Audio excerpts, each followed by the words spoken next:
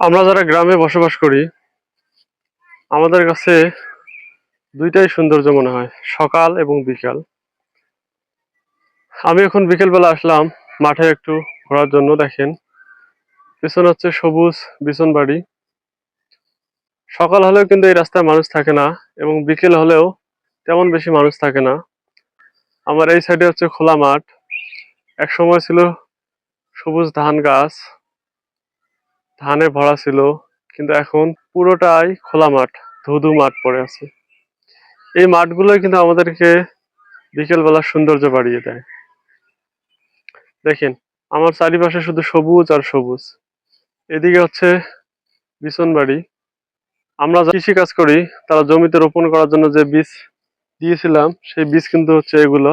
দেখেন কত সুন্দর দেখা যাচ্ছে, আলহামদুলিল্লাহ। আমরা যারা গ্রামে থাকি আসলে আমরা অনেক ভাগ্যবান। সকাল হলে এরকম প্রাকৃতিক সৌন্দর্য দেখি, বিকেল হলেও এরকম দেখি। মানে যে কোনো সময় আমাদের যদি একটু মন খারাপ হয়, এরকম জায়গা আসলে আমাদের মন ভালো হয়ে যায়। তাতে আপনার কি মনে হয়, গ্রামের সবুজ সুন্দর দৃশ্যগুলো কি আপনার কাছে ভালো লাগে নাকি লাগে না?